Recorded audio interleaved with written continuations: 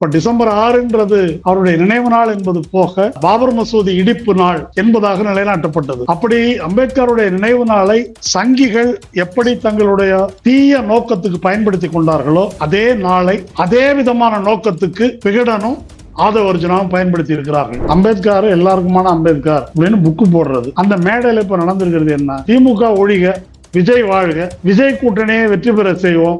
அதுக்கு ஏன் திருமா வரல? திருமா பயந்துட்டாரு. இப்ப இந்த வேலைக்கு என்ன பேர் தெரியுமா? அரசியல் மாமா வேலை. அந்த வேலையை தான் விகடன் குழுமம் செய்திருக்கிறது. விஜய் சொல்றாரு, திமுக கொடுத்த பிரஷர்னாலதான் திருமா இந்த கூட்டத்தில் வந்து கலந்து கொள்ளவில்லை, ஆனால் அவருடைய மனமெல்லாம் இந்த கூட்டத்தில் தான் இருக்கிறது அப்படின்னு அவர் சொல்றாரு. அந்த ஒரு 35 ஆண்டு காலம் 40 ஆண்டு காலம் இந்த அரசியலில் ஈடுபாட்டோடு உழைத்து வருகின்ற தோழர் திருமாவை கொச்சைப்படுத்துகிறார். திருமாவளவனை இந்த கூட்டத்துக்கே உங்களால வரவழைக்க முடியல, கூட்டணிக்கு வரவழைக்கிறதெல்லாம் இருக்கட்டும், அவர் தான் முடியாதுன்னு தீர்த்து சொல்லிட்டாரு. எத்தனை வாட்டி தான் காரி துப்புறது உங்க மூஞ்சில? கொஞ்சமாவது சூடு சொரண வேண்டாம். விஜய் என்ன சொல்றாருன்னா, வேங்கவேல் தண்ணியில மலம் கலந்தது குறித்து அம்பேத்கர் ரொம்ப வருத்தப்பட்டிருப்பாரு. எனக்கு என்ன தோணுது அப்படின்னா, அரசியல்ல கலந்து விட்ட இந்த மலங்களை எண்ணிதான் வந்து அவரு ரொம்ப கவலைப்பட்டிருப்பாருன்னு நினைக்கிறேன். நான் இவ்வளவு கேவலமா போச்ச அரசியல் என்று. கொள்கை எதிரி பாஜக அப்படின்னு சொல்லிட்டு அந்த மாநாட்டிலையும் பாஜகன்னு அவர் சொல்லல, இன்னைக்கு நடந்த கூட்டத்திலயும் அவர் பாஜகன்னு ஒரு அந்த 3 எழுத்தை வந்து அவரு சொல்லவே இல்லையே. பாரதிய ஜனதா என்ற டேஞ்சரை ஒரு மலிவுபடுத்தி, அதெல்லாம் ஒன்றும் பெரிய பிரச்சனை இல்லைங்க, மன்னர் மாதிரி இவங்க அதிகாரத்தில் இருக்கணும்ன்றதுக்காக சும்மா பூச்சாண்டி காட்டுறாங்க என்று அதை குறைத்து காட்டுகிறார். இதை விட மிகப்பெரிய பாரதிய ஜனதாவுக்கான சேவை வேற எதுவும் இருக்க முடியாது. அதைத்தான் ஆதவர்ஜுன் செய்கிறார். ஆலூர் ஷானவாஸ், விசிகாவோட துணை பொதுச் செயலாளர், எம்எல்ஏ, அவர் என்ன சொல்றாருன்னா, கூத்தாடி விஜய் வந்து எப்படி பேசலாம், அவரு ஆதவர்ஜுனா வந்து விஜய் கட்சிக்காக வேலை செய்ய ஆரம்பிச்சுட்டார் அப்படின்னு. ட்ரைப்ஸ் பார்வையாளர்களுக்கு வணக்கம். எல்லோருக்குமான தலைவர் அம்பேத்கர் அப்படின்ற தலைப்பில் விகடன் மற்றும் வாய்ஸ் ஆஃப் காமன் நிறுவனம் இணைந்து நடத்திய அந்த நிகழ்ச்சி இன்று நடந்து முடிந்திருக்கிறது. இந்த விழாவில் பேசிய விடுதலை சிறுத்தைகள் கட்சியின் துணை பொதுச் செயலாளர் ஆதவ அர்ஜுனா, 2026 சட்டமன்ற தேர்தலில் மோடி வழியில் குடும்ப ஆட்சி, ஊழல் ஆட்சி என்கின்ற பிரச்சாரத்தை முன்வைத்து ஒரு கூட்டணி ஆட்சியை அமைக்க வேண்டும் என்கின்ற கருத்தை முன்வைத்திருக்கின்றார். விஜய் 2026 திமுகவின் இந்த கூட்டணி கணக்கை மக்கள் மைனஸ் ஆக்குவார்கள் என்கின்ற ஒரு விஷயத்தை பேசியிருக்கிறாரு. இந்த சூழலில் இது குறித்து நம்மிடையே விவாதிப்பதற்காக இடதுசாரி செயல்பாட்டாளர் தோழர் மருதையன் அவர்கள் இணைந்துள்ளார். வாருங்கள், அவரோடு உரையாடலாம். தோழர் வணக்கம். வணக்கம். டிசம்பர் 6 அண்ணல் அம்பேத்கரினுடைய நினைவு நாள். இன்றைக்கு நடந்த ஒரு புத்தக வெளியீட்டு விழா. இதுல பல்வேறு விஷயங்கள் வந்து பேசப்பட்டது. குறிப்பா ஆதவ அர்ஜுனுடைய பேச்சு, நான் ஏற்கனவே குறிப்பிட்ட மாதிரி குடும்ப ஆட்சி, ஊழல் ஆட்சி அப்படின்னு மோடி எப்படி 10 ஆண்டுகளாக இந்தியாவை ஆள்கிறார்களோ அந்த வழியில் நீங்களும் பிரச்சாரத்தை கையில் எடுக்க வேண்டும் அப்படின்னு விஜய்க்கு ஒரு அட்வைஸ் பண்ணியிருக்காரு. இது பற்றி உங்களோட கருத்து என்ன? டிசம்பர் 6 என்பது டாக்டர் அம்பேத்கருடைய நினைவு நாள். பாபர் மசூதியை இடிப்பதற்கு, பாபர் மசூதியை இடித்து ஒரு இந்துத்துவ அரசியலை நாடு தழுவிய ஒரு வன்முறை அரசியலாக முன்னெடுப்பதற்கு சங்கிகள் தெரிவு செய்த நாள் டாக்டர் அம்பேத்கருடைய நினைவு நாள். இப்ப டிசம்பர் 6ன்றது அவருடைய நினைவு நாள் என்பது போக பாபர் மசூதி இடிப்பு நாள், கருப்பு நாள் என்பதாக நிலைநாட்டப்பட்டது. அப்படி அம்பேத்கருடைய நினைவு நாளை சங்கிகள் எப்படி தங்களுடைய தீய நோக்கத்துக்கு பயன்படுத்தி கொண்டார்களோ அதே போல அதே நாளை அதே விதமான நோக்கத்துக்கு விகடனும் ஆதவர்ஜுனாவும் பயன்படுத்தி இருக்கிறார்கள். இப்ப என்ன அப்படின்னு சொன்னாக்க, பாரதிய ஜனதாவை வீழ்த்துவதற்கு, இந்துத்துவ பாசிசத்தை வீழ்த்துவதற்கு அமைக்கப்பட்டிருக்கின்ற இந்தியா கூட்டணியை, தமிழ்நாட்டில் இருக்கின்ற திராவிட முன்னேற்ற கழக கூட்டணியை, அதை உடைத்து பாஜகவுக்கு சாதகம் ஏற்படுத்த, பாஜகவின் கரத்தை வலுப்படுத்த அதே டிசம்பர் 6ஐயும் அம்பேத்கர் பெயரையும் அவர்கள் தேர்ந்தெடுத்திருக்கிறார்கள். எனவே 1992 டிசம்பர் 6 அன்று பிஜேபி அரங்கேற்றியதற்கு எந்த விதத்திலும் குறைவில்லாத ஒரு கயமைதான் இன்றைக்கு நடந்திருக்கிற நிகழ்ச்சி. விஜய்க்கு அவர் சொன்ன அறிவுரை, அதை எப்படி பாக்குறீங்க? குடும்ப ஆட்சி, ஊழல் ஆட்சி, இந்த பிரச்சாரம் தான் மோடியை வந்து இத்தநாள் வரைக்கும் ஆட்சியில இருக்க வச்சிருக்கு. ஏங்க, அந்த கூட்டத்துக்கு போனவங்களுக்கோ அல்லது இதை பார்த்தவங்களுக்கோ கொஞ்சமாவது அறிவு இருக்கான்னு எனக்கு தெரியல. அது ஒரு நூல் வெளியீட்டு விழான்றதுதான் அறிவிச்சது.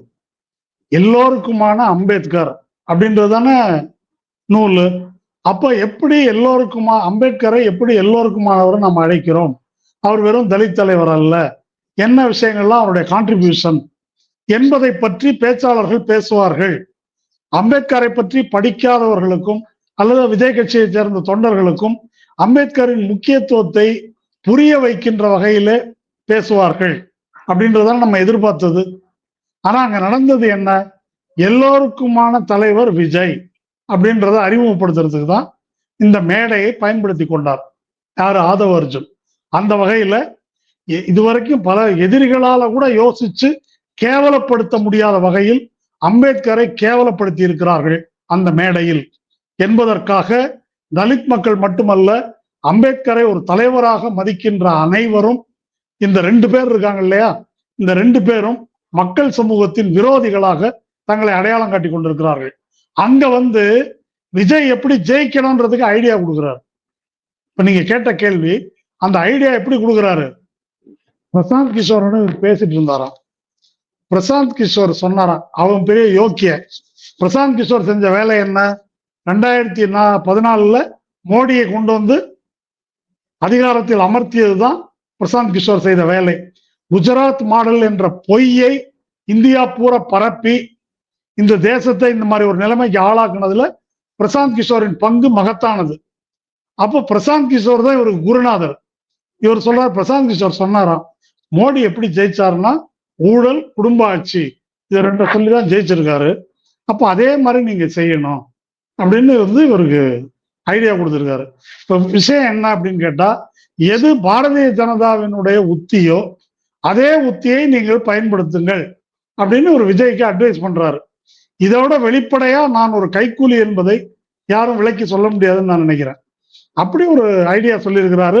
அதை அம்பேத்கர் பெயரில் இதையெல்லாம் அவர் பேசி இருக்கிறார் என்பதுதான் ரொம்ப வேதனைக்குரியது, அவமானகரமானது. இல்ல, இந்த கூட்டணி ஆட்சி, தலித்துகளுக்கான அதிகாரத்தில் பங்கு அப்படின்றத மீண்டும் மீண்டும் பிரதிநிதித்துவம் படுத்துறாரு. இல்ல, தலித்துகளுக்கான அதிகாரத்தில் பங்கு அப்படின்னா என்ன? தலித்துகள் அதிகாரம் பெறுவதுன்னா என்ன? அதுக்கு பொருள் அம்பேத்கர் இப்படிதான் சொல்லியிருக்காரா? கூட்டணியில மந்திரி சீட்டு வாங்கு, அதான் அதிகாரத்தில் பங்கு. அப்படி இருந்தா அவர் மந்திரி பதவியில தொடர்ந்து இருக்கணும்ல. மந்திரி பதவி எதுக்கு ரிசைன் பண்ணிட்டு வந்தாரு? இந்த மந்திரி பதவியால் இந்த நோக்கத்தை நிறைவேற்ற முடியாது என்றால் அந்த பதவி எதற்கு என்று சொல்லிதான் அதை விட்டு விலகி வருகிறார். அம்பேத்கருடைய கவலை எல்லாம் தீண்டத்தகாதவர்களாக ஒடுக்கப்பட்ட தலித் மக்கள் அல்லது சூத்திரர்களாக ஒதுக்கப்பட்ட பிற்படுத்தப்பட்ட மக்கள், இவர்களை எப்படி முன்னேற்றுவது, இந்த சாதியை எப்படி ஒழித்து கட்டுவது என்பதுதான் அவர் கவலையா இருந்தது. அதை நிறைவேற்றுவதற்கு இந்த அதிகாரம் எந்த அளவுக்கு பயன்படுமோ அந்த அளவுக்கு பயன்படுத்தி கொள்ளலாம் என்பது அவருடைய கருத்தா இருந்தது. ஒண்ணு. இதை பற்றி அதே மேடையில ஆனந்த் தெல்தும்டே பேசினார். கான்ஸ்டிடியூஷன் அம்பேத்கர் உருவாக்குனார்னு சொல்றாங்க. அவர் வாழ்ந்த காலத்திலேயே அந்த கான்ஸ்டிடியூஷன் என்ன நோக்கத்துக்காக எதை நினைச்சு அவர் செய்தாரோ அதை நிறைவேற்றவில்லை என்பதனால் என் கையாலேயே அதை கொளுத்துவேன் அப்படின்னு அவர் சொல்லிட்டாரு. சொன்னாரா இல்லையா ஆனந்த் தெல்தும்டே? அப்போ அதெல்லாம் மேட்டர் இல்லை.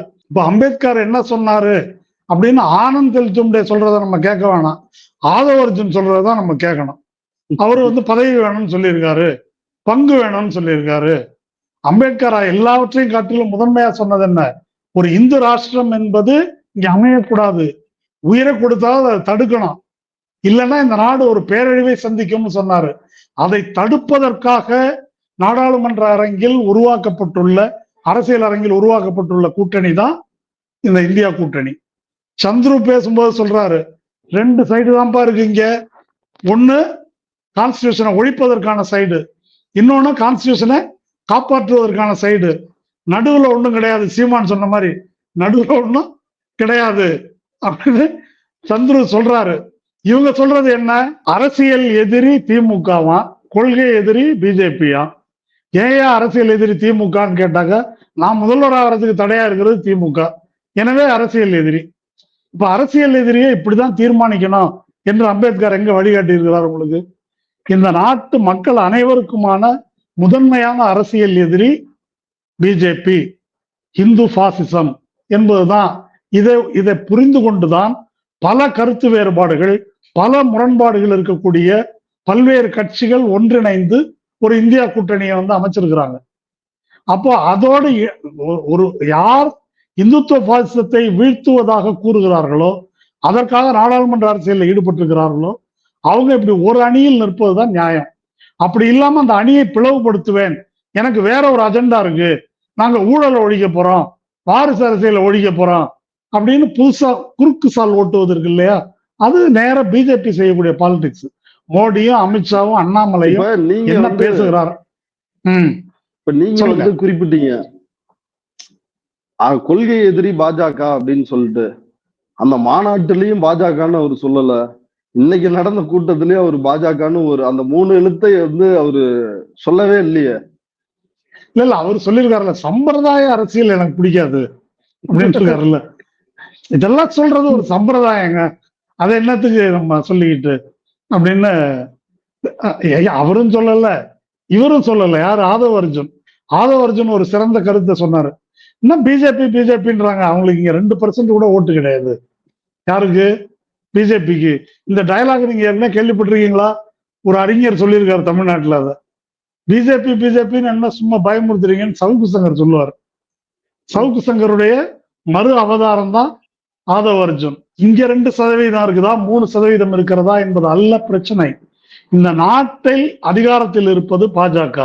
மாநிலங்களின் உரிமை எல்லாம் பறிச்சு எதிர்கட்சிகளை எல்லாம் முடக்கி தேர்தலை இனிமே நடக்குமா நடக்காதா என்ற ஒரு நிலை உருவாக்கப்பட்ட பிறகு அவங்களுக்கு 2% தான் இருக்குது என்று பேசுபவர்கள் எப்படிப்பட்ட ஆளா இருக்கணும் நீங்க புரிஞ்சுக்கணும். அது அல்ல பிரச்சனை. அப்ப பாரதிய ஜனதா என்ற டேஞ்சரை ஒரு மலிவுபடுத்தி, அதெல்லாம் ஒண்ணும் பெரிய பிரச்சனை இல்லைங்க, இவங்க சும்மா அதிகாரத்துல இருக்கணும், மன்னர் மாதிரி இவங்க அதிகாரத்துல இருக்கணும்ன்றதுக்காக சும்மா பூச்சாண்டி காட்டுறாங்க என்று அதை குறைத்து காட்டுகிறார். இதை விட மிகப்பெரிய பாரதிய ஜனதாவுக்கான சேவை வேற எதுவும் இருக்க முடியாது. அதைத்தான் ஆதவ அர்ஜுன் செய்கிறார். அதுக்கு அவர் திரும்ப பேசுறது பிஜேபியினுடைய அந்த ஃபார்முலா தான், ஊழல், வாரிசு அரசியல், அதான் மன்னராட்சின்றார் இல்ல. ஆமா, பாரதிய ஜனதாவை காட்டிலும் பெரிய ஊழல் ஒண்ணு இருக்குதா? எலக்ட்ரல் பாண்ட் மட்டுமல்ல, எப்படி எலக்ட்ரல் பாண்ட் மிரட்டி பணம் பறிப்பது, ஈடியை விட்டு பணம் பறிப்பது, அது அவங்க குடும்பத்துக்கே தெரியாததா நம்ம சொல்ல போறோம்? ஆதவ அர்ஜுனாவுக்கும் மார்டினுக்கும் தெரியாததா? எவ்வளவு பணம் கட்டி இருக்கிறாங்க. இவங்க தானே இந்தியாவிலே நம்பர் 1. இவங்க மாமனார் குடும்பம் தானங்க இந்தியாவிலே நம்பர் 1 மோடிக்கு பணம் கொடுத்தது என்ன. அதனால அதெல்லாம் தெரியும். அப்படி பணம் சேர்த்தவர்கள் இப்போ அதானியினுடைய சோலார் பவர் ஊழல் சந்திச்சிருக்குது. இதெல்லாம் ஊழல்ல வராதான், இங்க மட்டும்தான் ஊழல் நடக்குதான். இவரு வாரிசுன்றாங்க. எனக்கு கொஞ்சம் அசிங்கமா இருக்கு கேட்கறதுக்கு. இவர் நான் ஏழை தாயின் மகன் சொல்றாரு. யாரு? ஆதவ அர்ஜுன். ஆமா, நமக்கு தெரிஞ்சு ஒரு ஏழை தாயின் மகன் தான் இருந்தாரு. இப்ப இன்னொரு ஏழை தாயின் மகன் இருக்காரு. இந்த ஏழை தாயின் மகன் ஒரு பேட்டி கொடுத்திருந்தாரு சமீபத்துல ஏதோ ஒரு டிவியில. ஒரு 3000 கோடி ரூபாய் பிசினஸ விட்டுட்டுனாக்கா துறவரம் இல்லை, எதுவும் இதுக்கு ட்ரஸ்ட் பொதுமக்களுக்கு எழுதி கொடுத்துடல. அவர் அந்த பொறுப்புல இருந்து விலகி இந்த பொது தொண்டுக்கு வந்திருக்காராம். விஜய் சொன்னார்ல, உச்சத்துல இருந்து நான் வந்திருக்கிறேன், அதே டைலாக் தான். அந்த மாதிரி 3000 கோடி சொத்தை விட்டு வந்தேன்னாரு. சரி, ஏழை தாயின் மகனுக்கு 3000 கோடி சொத்து எப்படி வந்தது? இது வாரிசு சொத்து கிடையாதா? சீமான் சொன்ன மாதிரி மகனுக்கு கொடுத்தாதான் வாரிசு, மருமகனுக்கு சீட்டு கொடுத்தா வாரிசு இல்லை அப்படின்ற மாதிரி சொத்து அப்பாட்ட இருந்து வந்தாதான் வாரிசு, மாமனார்ட்ட இருந்து வந்தாக்கா அது வாரிசு இல்லையா? அது என்ன உழைச்சு சம்பாதிச்ச சொத்தா? எப்படி சம்பாதிச்ச சொத்து? அவருடைய ஆதவ அர்ஜுனா ஒரு என்ன சொல்ல வர்றது, அவர் அரசியலுக்கு பதவிக்கெல்லாம் வருவதற்கு முன்னாலேயே இடி ரெய்டை எதிர்கொண்ட பெருமகனார் அவர் இல்லையா? முன்னாலே என்ன. அப்போ அப்பேற்பட்ட ஒரு பெரிய தகுதி மிக்கவர் அவரு வாரிசு அரசியலை பத்தி பேசுறாரு. இது சொல்றாரு. இன்னொரு கருத்தை சொல்றாரு, சாமியார்ல நல்ல சாமியார் கெட்ட சாமியார் இருக்கிறாங்க. நல்ல சாமியார் காஞ்சி மகா பெரியவா, அது மாதிரி இங்க இருக்கிறதெல்லாம் போலி திராவிடம், உண்மையான திராவிடம் கிடையாது அப்படின்னு சொல்றாரு. இல்ல, அவர் கரெக்டா தான் சொல்லியிருக்காரு. அவர் சொல்லியிருக்காரு, எனக்கு தந்தையை போல இருக்கிறவர் ஆனந்த விகடன் சீனிவாசன். ஆனந்த விகடன் போட்டிருக்கிற புக்கு என்ன? தெய்வத்தின் குரல். தெய்வத்தின் குரல்ல என்ன இருக்குது? மகா பெரியவா இருக்காருல்ல, மகா பெரியவா தீண்டாமை உள்ளிட்டு தீண்டாமை சேமகரமானது, கோயிலுக்குள்ள பறையனை விடக்கூடாது, இதெல்லாம் எழுதியிருக்கிறது அவர் தான். எது? தெய்வத்தின் குரல் அதெல்லாம். அப்போ அதனால அவர் அதைதான் பேசுவாரு. அவருக்கு குருநாதர் யாரு? ஆனந்தவிடன் சீனிவாசன். சீனிவாசனுக்கு குருநாதர் யாரு? மகா பெரியவா. அப்போ குருநாதருக்கு குருநாதர் மகா பெரியவான்றதுனால அவர் நல்ல சாமியார். அப்புறம் போலி சாமியார்லாம் மிச்சம் பேரு, சூத்திர சாமியார்லாம் போலி சாமியார்ல வருவாங்க, அப்படி வச்சுக்கலாம். அதனால இதுதான் திராவிடத்துக்கு அவர் உதாரணம் சொல்றாராம். ஒரிஜினல் திராவிடம், டூப்ளிகேட் திராவிடம் என்ன. அதனால ஒரு ஆனந்த விடன் மேடையில இருந்து கொண்டு இதையெல்லாம் பேசுவதற்கு கொஞ்சமாக கூச்சம் வேணும். அப்படி ஒரு கூச்சமோ அருவருப்போ அவருக்கு இருப்பதா எனக்கு தெரியல. ஆனந்த விகடன் தலைவர் சீனிவாசன், அந்த குழுமத்தினுடைய தலைவர் சீனிவாசன் பேசுறாரு.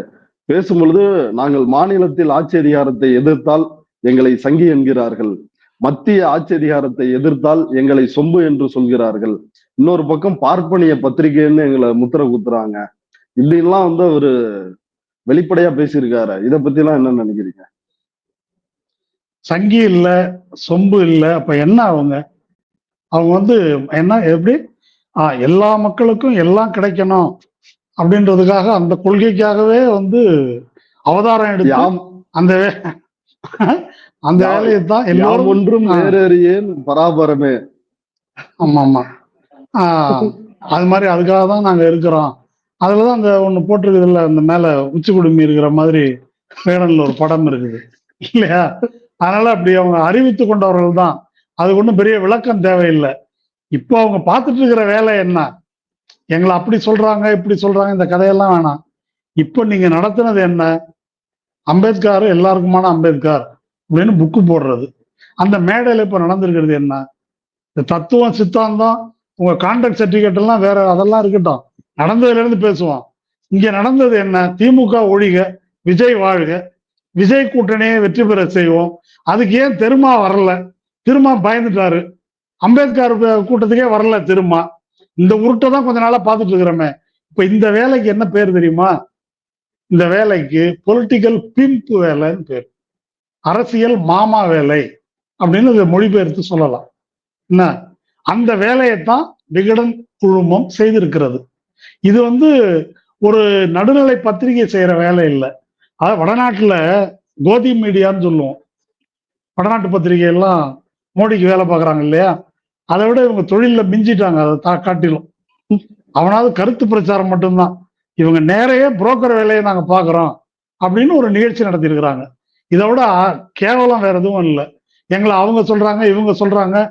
இதுல வைத்தறிச்சல் என்ன அப்படின்னு கேட்டாக்கா, ஆனந்த் செலுத்தும்டே அவருக்கு பாவம் எதுவும் தெரியல, அவருக்கு மொழியும் தெரியல, என்ன நடக்குதுன்னு தெரியல. இந்த கருமம் முடிச்ச மேடைக்கு வந்து அவரை உட்கார வச்சு இது அவரை இதை விட அவமானப்படுத்த வேற எதுவும் இல்லை. சந்துரு வந்து சிக்கிக்கிட்ட மாதிரி உட்கார்ந்து இருந்தாரு. என்ன, முதல்ல அவர் கொஞ்சம் முழிச்சுக்கிட்டு இருந்து வேண்டாம் தவிர்த்து இருக்கணும். ஆனந்த் செலுத்தும்டையாவது தெரியாம வந்துட்டாருன்னு சொல்லலாம். இவர் வந்து அதை தவிர்த்து இருக்க வேண்டும். அப்புறம் மேடை நாகரிகம் கருதி நாசுக்கா அவர் வந்து இதான்ப்பா பிரச்சனை, பாசிசம் வெர்சஸ் ஜனநாயகம், அரசமைப்பு சட்டம் அதை பாதுகாக்கணும், 2 லைன் தான் இருக்குது, நீங்க எந்த பக்கம் அப்படின்னு கேட்டு அவர் உட்கார்ந்துட்டாரு. அவர் ஆனந்த் செலுத்தும்டே பேசுனது இருக்கு இல்லையா, அவர் ஏதோ இந்த புத்தகத்தை பத்தி பேசுவாங்கன்னு நினைச்சிட்டு தயாரிச்சுட்டு வந்திருக்காரு. இங்க வந்து ஒரே விசில் அடிச்சா குஞ்சுகள் தான் அங்க கூடி இருக்கிறது. மேடையில அவருக்கு தமிழ்ல பேசுறதே புரியல விஜய்க்கு. அவர் இங்கிலீஷ்ல பேசினா என்ன புரியும்னு எனக்கு தெரியல. அவர் இப்படியே ஒரு ஒரு மொழி முடிச்சிட்டு இருந்தாரு. அது கிட்டத்தட்ட அந்த வடிவேலு ஆடு திருண்ண காமெடி மொழி மாதிரி இருந்துச்சு. அப்படி அப்படி முடிச்சுட்டு உட்கார்ந்து இருந்தாரு. அவருக்கு யோசனை என்னவா இருக்கும்னு நான் சொல்றேன். அவர் பேசுற பேச்ச திரும்ப திரும்ப மைண்ட்ல ஓட்டி பார்த்திருப்பாரு. மனப்பாடம் பண்ணதை கரெக்டா பேசணுமே, அதை தவிர எவன் என்ன பேசுறான்றத பத்தி எல்லாம் அவருக்கு ஒன்றும் கவலை இருந்திருக்காது. அப்படி சரி என்ன செய்யறது, எங்க இருந்து மிரட்டல் வந்ததோ, அமித்ஷா மிரட்டினாரோ மோடி மிரட்டினாரோ, யாரும் மிரட்டினாங்கன்னு தெரியல இந்த கட்சி ஆரம்பிச்சது. ஆனா விஜய் சொல்றாரு, திமுக கொடுத்த பிரஷர்னாலதான் திருமா இந்த கூட்டத்தில் வந்து கலந்து கொள்ளவில்லை, ஆனால் அவருடைய மனம் எல்லாம் இந்த கூட்டத்தில் தான் இருக்கிறது அப்படின்னு அவர் சொல்றாரு. அந்த டயலாக் ஆதவ அர்ஜுனா ஏற்கனவே பேசிட்டாருன்றத கூட அவர் கவனிக்கல. அதே டயலாக ஆதவ அர்ஜுனா ஏற்கனவே பேசிட்டாரு. அதை கூட கவனிக்காத அளவுக்கு அவர் மனப்பாடம் பண்ணதிலே யோசிச்சுட்டு இருந்து கடைசியா ஒண்ணு மறந்துட்டான்னு சொல்லி கடைசியில சொல்லுவார்ல, அதே மாதிரி இதை சொல்லிட்டு போயிட்டாரு. ஆனா நான் என்ன சொல்றேன்னா, பிரஷர்ல இருந்தது யாருன்றது அந்த மேடையில உட்கார்ந்துருந்த ஒரு மூஞ்சியை பார்த்தா தெரியும். திருமாவளவன் ஏங்க ஒரு அறிக்கை கொடுத்திருக்காரு, ஒரு நீண்ட அறிக்கை கொடுத்திருக்காரு. இப்போ அது என்ன, அது அறிவாலயத்துல எழுதி இங்க கையெழுத்து போடு அப்படின்னு அவரை போட சொல்லி அவர் போட்டாரா? என்ன சொல்லிட்டு இருக்கிறாங்க?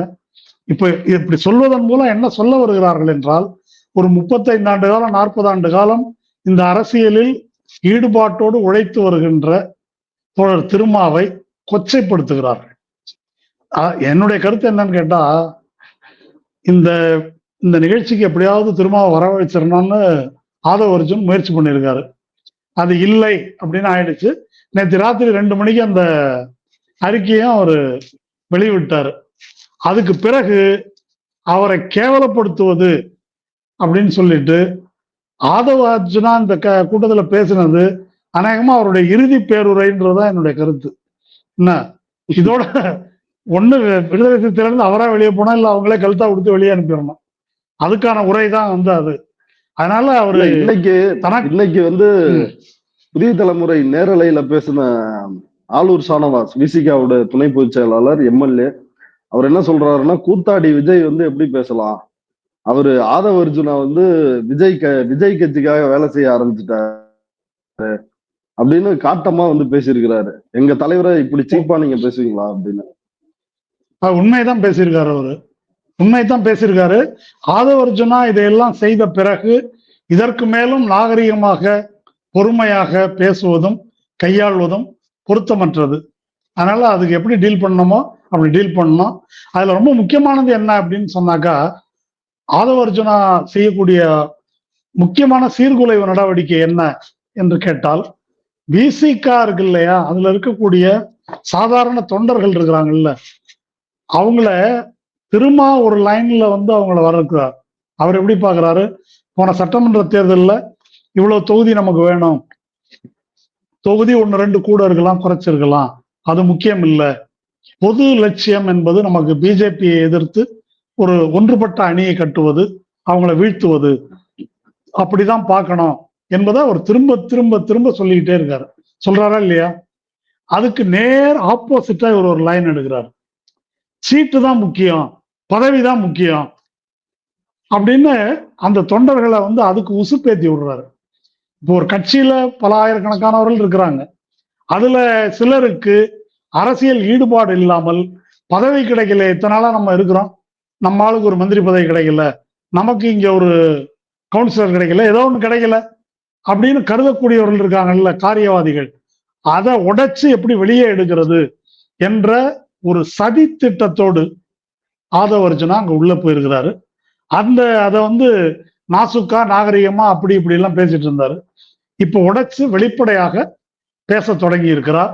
அதுதான் அவருடைய ஒருவேளை அவர் வந்து இப்ப நடக்கிற காட்சிகள்லாம் பாக்குறப்ப அவர் வந்து விரைவில் நீக்கப்படலாம் அப்படின்றதுதான் தெரியுது.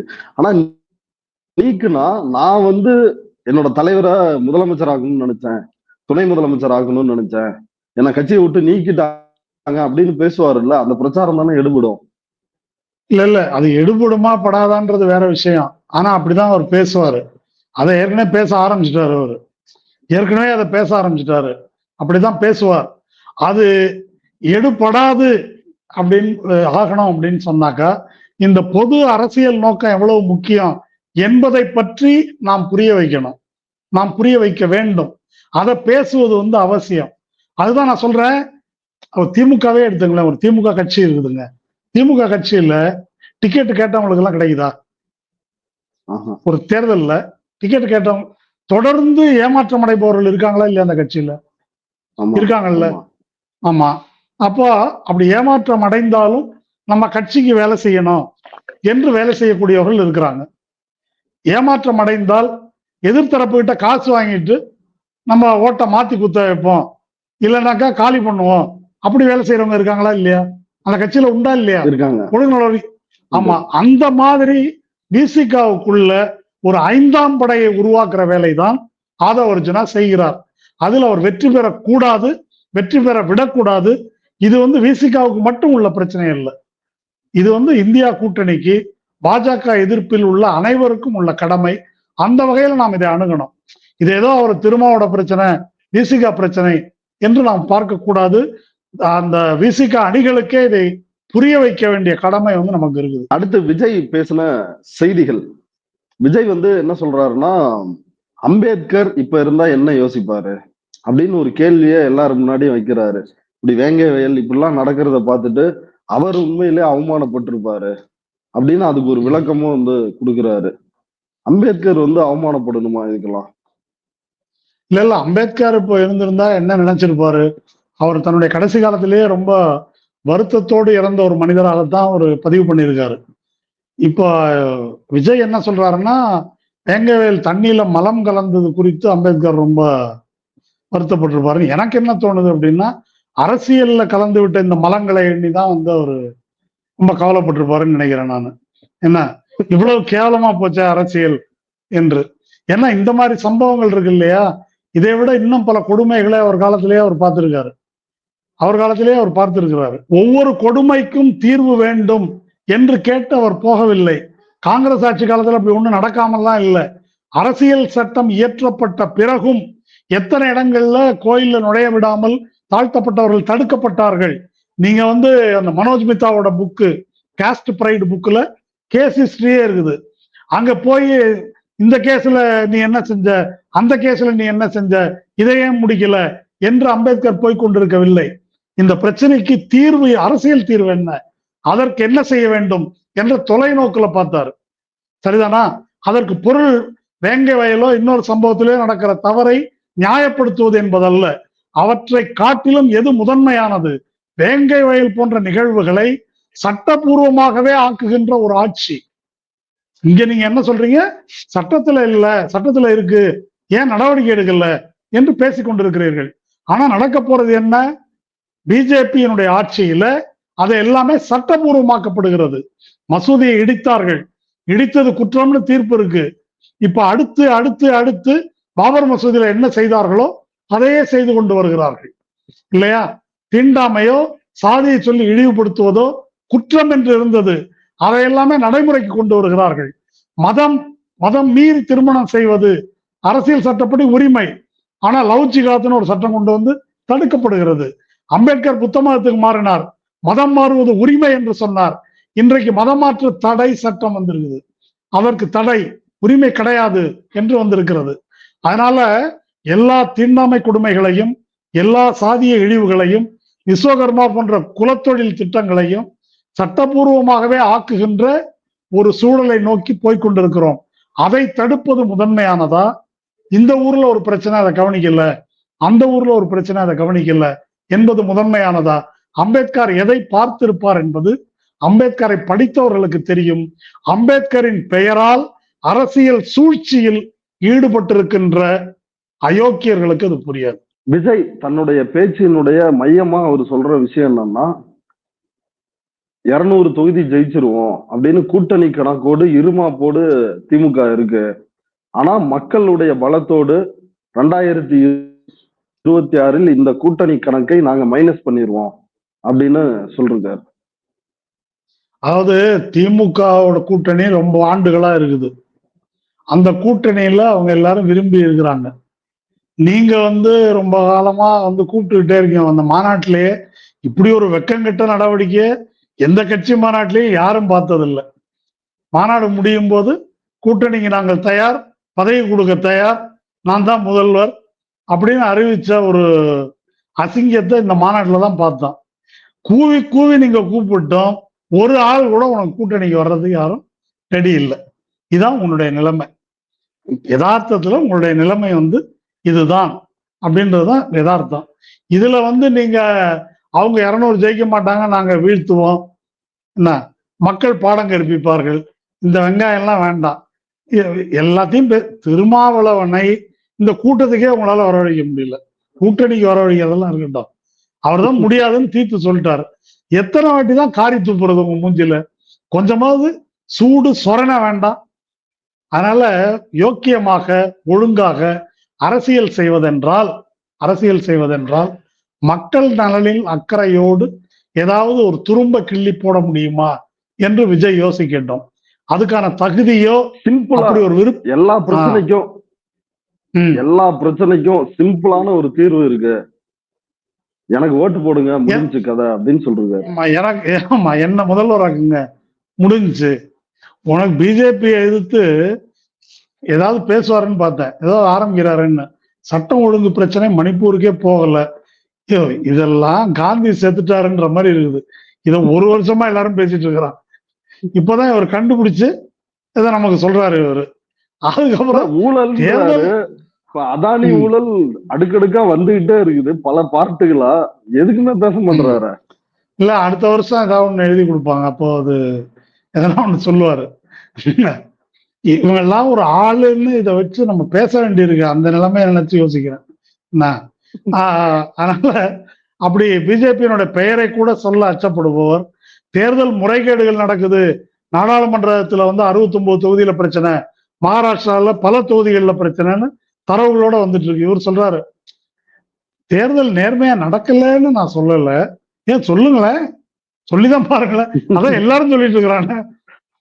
சாதாரண பத்திரிகையாளர் கூட பேசுறாங்க, அதை சொல்றதுக்கு தில் இல்ல, இவர் தலைவரா.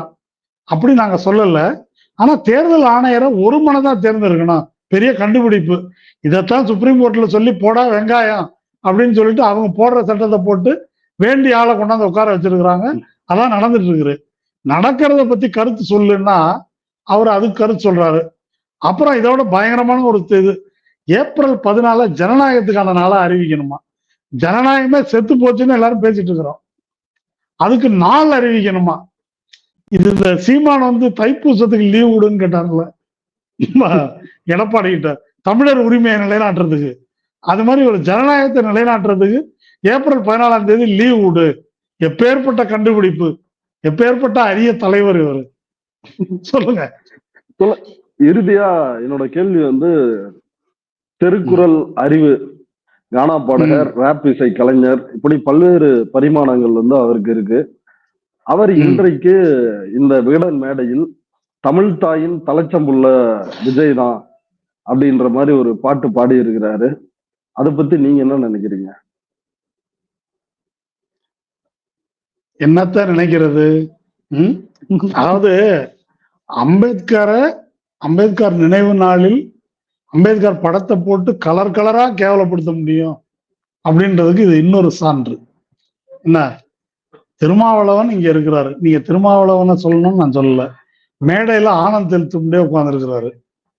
என்ன, அவர் அம்பேத்கரின் வாரிசு, பேர பிள்ளை அப்படி போடுறாங்க, அதெல்லாம் அசிங்கம். அது அவர் கொள்கை வாரிசு அவர் இல்லையா, அவரே அதெல்லாம் சொல்லிக்கிட்டது இல்லை. இவங்க அதுக்கு ஏதோ மார்க்கெட்டிங் பண்றாங்க, இவங்க தான் வாரிசு அரசியலை ஒழிக்கிறவங்க, அது ஞாபகம் வச்சுக்கோங்க. போட்டு மார்க்கெட்டிங் பண்றாங்க. சரி, அவங்களெல்லாம் வச்சுக்கிட்டு நீங்க தான் தமிழ் தாயின் தலைமகன் அப்படின்னு உடனே எல்லாரும் கையை நீட்டுறாங்க அவரை நோக்கி. கீழே இறங்கி அவருக்கு ஒரு அம்பேத்கர் சிலையை பரிசு கொடுக்குறாரு. இது இதை விட இழிவு, அற்பத்தனம் வேற எதுவும் இல்லை.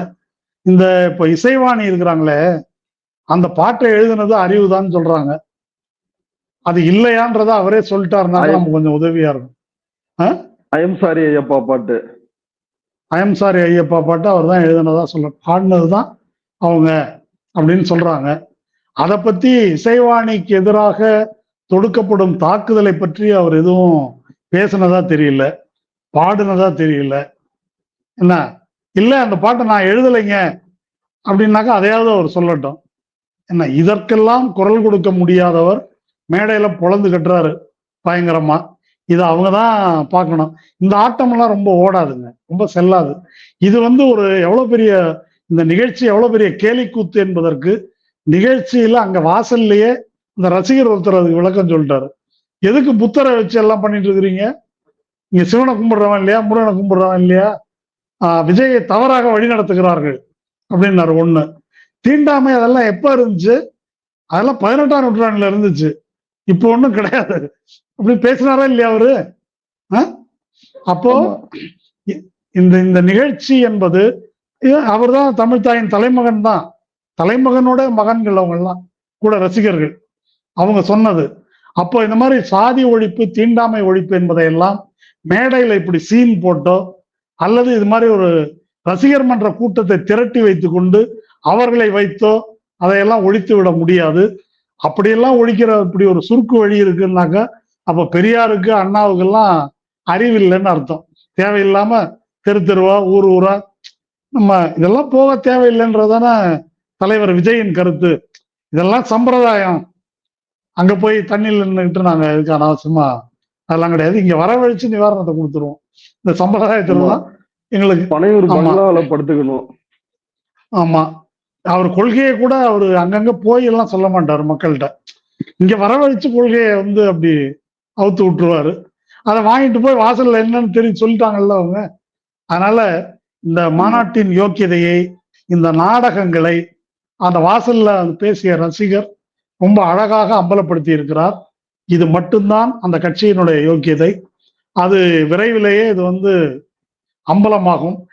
இது வந்து ஒரு என்ன சொல்ல வர்றது, இந்த நிகழ்ச்சின்றதை நான் பார்க்கறது என்னன்னு கேட்டா, திருமாவுக்கு ஒரு நெருக்கடியை ஏற்படுத்துவது அப்படின்றதுக்கு மேல, அவரை பழி வாங்குவது, கரெக்டா சொன்னாங்க அப்படின்றதுக்கு மேல இந்த நிகழ்ச்சிக்கு அதுக்கு பெரிய நோக்கம் இருப்பதா தெரியல. அதற்கு மேல இது எதையும் சாதிக்க போவதும் இல்லை. இந்த நிகழ்ச்சி எதையாவது சாதித்திருக்கிறது என்று சொன்னால் இந்த போலிகளை நன்றாக அடையாளம் காட்டியிருக்கிறது. அது மட்டும்தான் இந்த நிகழ்ச்சியினுடைய வெற்றி. இவர்கள் போலிகள் என்று நிரூபிப்பதற்கு இந்த நிகழ்ச்சியை அக்குவேர ஆணிவேரா பிரித்து நம்ம அம்பலப்படுத்த வேண்டியது நம் அனைவருடைய கடமை. இவ்வளவு நேரம் நம்முடைய பார்வையாளர்களுக்காக நேரத்தை ஒதுக்கி கருத்துக்களை பகிர்ந்துட்டதுக்கு மிக்க நன்றி தோழர். நன்றி.